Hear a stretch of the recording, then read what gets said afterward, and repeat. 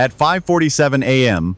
on the 24th of July, 2025, the calm waters of the Hormuz Strait turned into a battlefield. 41 pirate boats, 38 small, agile skiffs, and 3 larger vessels bristling with anti-ship missiles swarmed a U.S. Navy supply ship, logistics vessel 88 Bravo, loaded with jet fuel and classified encryption gear for a nearby carrier strike group. This ship was no ordinary target. It was America's lifeline in the world's oil highway. The pirates, armed with RPGs, heavy machine guns, and rockets, moved like wolves, their engines roaring across the dawn. They thought they'd won, striking a vulnerable prize in a choke point, carrying 20 million barrels of oil daily. But they didn't see the storm coming. From the USS Gerald R. 150 miles away, America's wrath was already in motion. Drones, jets, and elite forces ready to turn their victory into ash. Welcome to Navy Air Force. This is the story of a daring ambush and a response that shook the seas. Where are you watching from? Drop your city or state in the comments. This video is for entertainment and education, based on open-source data, not official reports. Logistics vessel 88 Bravo cut through the Hormuz Strait's glassy waters at dawn on the 24th of July, 2025. To the untrained eye, it was a humble supply ship, its rusted hull blending with merchant fleets. But beneath its decks lay the lifeblood of the U.S. Navy's Fifth Fleet, 3 million gallons of jet fuel for F-35C fighters and encrypted avionics for AGM-158 JASSM cruise missiles. This wasn't just a ship. It was America's lifeline in the world's oil highway, a narrow passage carrying 20 million barrels daily, fueling global economies. Losing it could cripple a carrier strike group's operations. The crew, 12 seasoned sailors led by Captain James Holt, knew the stakes. Armed with M4 carbines and shotguns, they patrolled the deck, eyes scanning the horizon. At 5:47 a.m., their worst fears materialized. 41 pirate boats surged forward, 38 small skiffs, each with 4 to 5 men wielding RPGs and PK machine guns, and 3 larger vessels, each carrying 20 to 30 fighters with truck-mounted anti-ship rockets. These weren't ragtag bandits. Their movements screamed training, splitting into attack wings with chilling precision. The larger boats loitered 2 miles out, their rockets ready to punch holes in the hull. The skiffs closed in at 50 knots, engines shrieking like banshees. A rocket from a larger vessel streaked across, exploding near the starboard bow, shaking the ship and cracking a fuel line. Alarms blared. Captain Holt, a 20-year Navy veteran, barked orders to return fire. Bullets sparked off steel, but the pirates' numbers overwhelmed.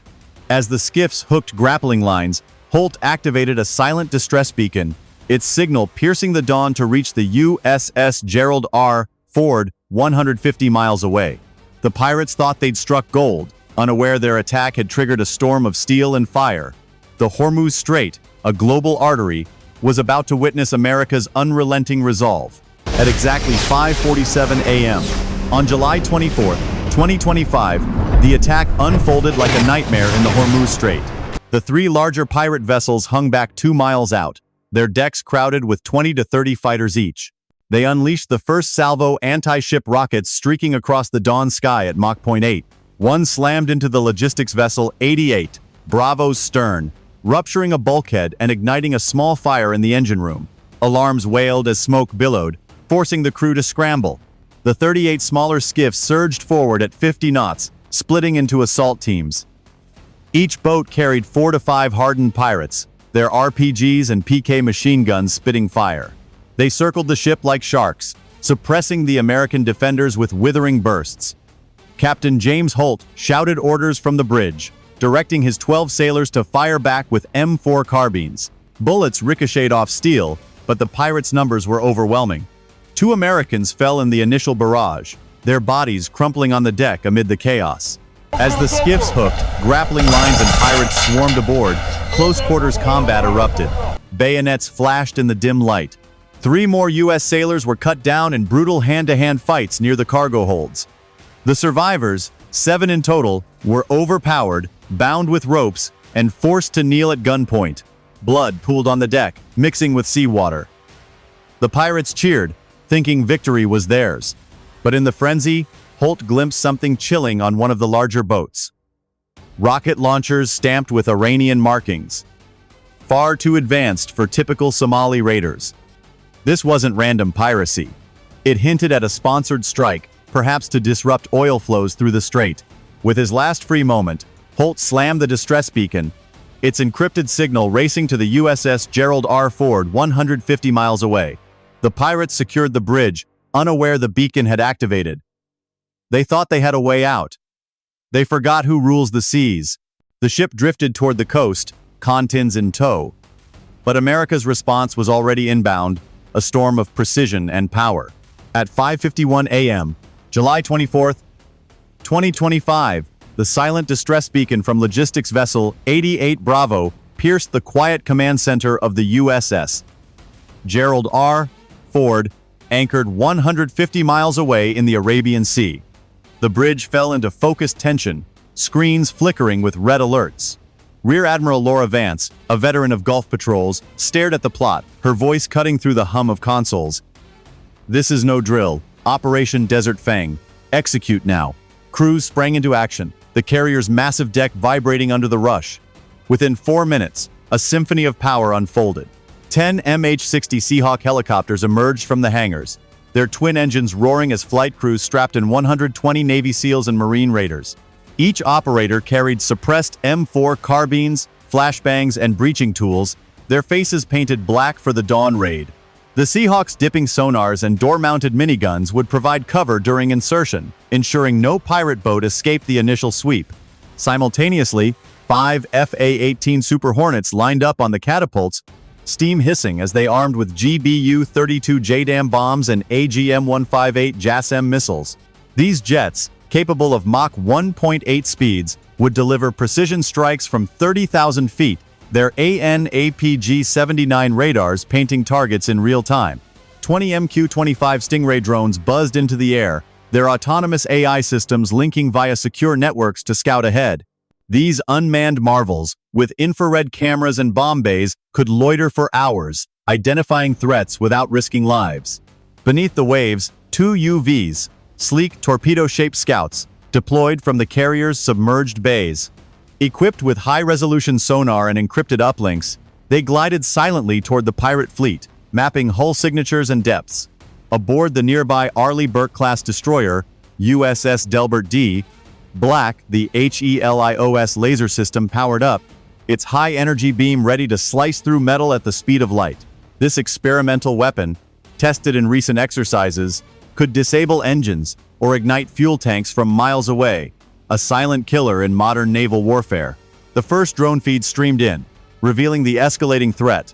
One of the 3 larger pirate boats was repositioning, its rocket launchers swiveling for a second salvo aimed at the drifting supply ship.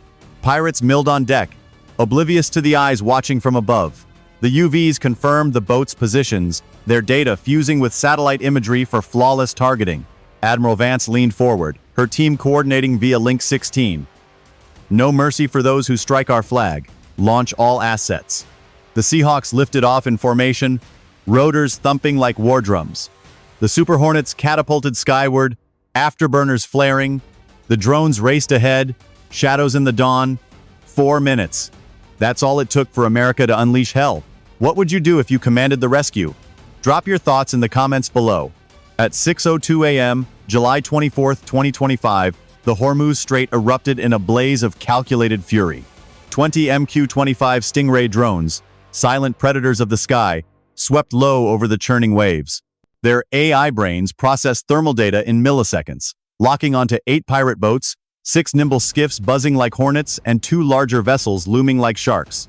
The USS Delbert D. Black's HELIOS laser hummed to life, its high-energy beam invisible yet deadly.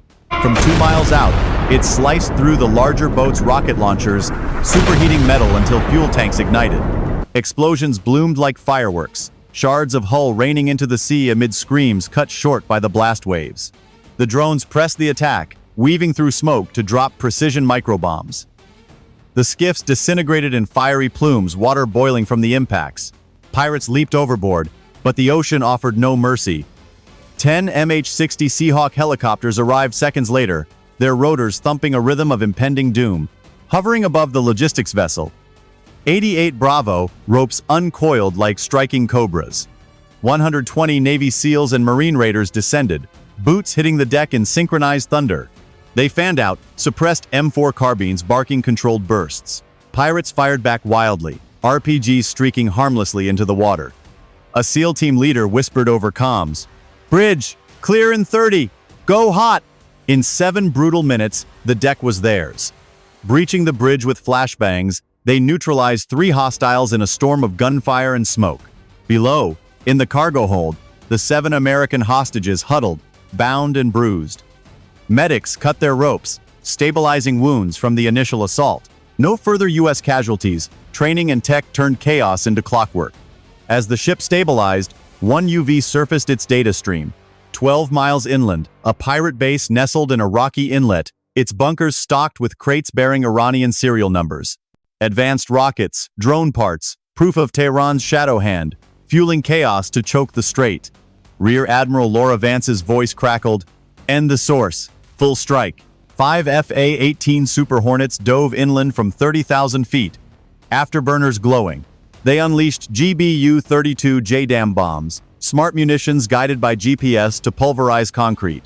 The command center vanished in a mushroom cloud, shockwaves rattling the coast. A lone MQ-9 Reaper drone followed, its Hellfire missile piercing a hidden ammo depot. Secondary explosions chained outward, fireballs devouring fuel drums and vehicles. The base, a fortified pirate empire, crumbled into craters and ash in under 10 minutes. Their fortress became their tomb. Post-strike scans confirmed the toll. 150 pirates dead amid the rubble, 30 survivors zip-tied and extracted by chopper. Captured gear revealed Iranian links, crates of smuggled tech now bound for U.S. labs. The operation was flawless, a testament to America's layered might. Drones, scouting, lasers disabling, jets destroying, all without a single extra American life lost. At 6:30 a.m., on July 24, 2025, as the smoke cleared over the Hormuz Strait, the U.S. Navy's operation stood as a monument to American resolve. In under 2 hours, logistics vessel 88 Bravo was secured, 7 hostages rescued without further loss, and a pirate base erased from the map. 150 attackers lay dead in the rubble, their Iranian-supplied weapons scattered like broken promises. 30 survivors, zip-tied and hooded, were airlifted to secure facilities for interrogation, where analysts would unravel the threads of foreign involvement. The Strait, a vital choke point funneling 20 million barrels of oil daily to markets in Europe, Asia, and beyond, breathed easier. America's blend of cutting-edge tech, drones, mapping threats, lasers disabling from afar, FA-18 Super Hornets delivering precision fury, and elite SEALs executing flawlessly proved why the U.S. rules the waves. The ocean is vast, but nowhere is safe when you challenge the U.S. The global fallout was immediate and profound. Oil prices surged 8% in the following week, as traders panicked over the vulnerability of the Strait, which handles nearly a fifth of the world's petroleum exports. Stock markets in Tokyo, London, and New York dipped, with shipping insurers raising premiums overnight. Yet, the Navy's decisive strike flipped the script. Within days, hundreds of merchant vessels, tankers from Saudi Arabia, freighters from China, and containers from Europe resumed full-speed transits, their captains reassured by the visible presence of U.S. warships. The operation didn't just neutralize a threat, it unclogged a bottleneck, allowing commerce to flow freely again and stabilizing energy supplies for millions. Allied nations, from the United Arab Emirates to India, hailed the move as a guardian act, preventing a cascade of economic chaos that could have spiked fuel costs worldwide. Beneath the victory lay shadows of intrigue. The captured rockets, etched with Iranian factory codes, pointed to Tehran's invisible hand, perhaps a test of proxy warfare to choke global trade and weaken America's allies in the Gulf. Intelligence whispers suggested arms smuggling routes from Bandar Abbas, fueling not just pirates, but a broader strategy to contest U.S. dominance. This revelation sparked urgent briefings in Washington, with calls for sanctions and heightened patrols. For the Pentagon, it was a wake-up. Asymmetric foes, backed by states like Iran, demand vigilance beyond firepower. How far would America go if evidence solidified Tehran's role, diplomatic isolation, or something sharper? In the end, this clash etched an eternal lesson into the seas. Touch America's flag, and you'll face the fire, a relentless blaze of technology, training, and unyielding will. No coast is distant enough, no shadow deep enough to hide from justice. This video is for entertainment and education, based on open-source data, not official reports. Navy Air Force salutes the guardians who keep the waves free. Do you think Iran was behind this attack? Comment below.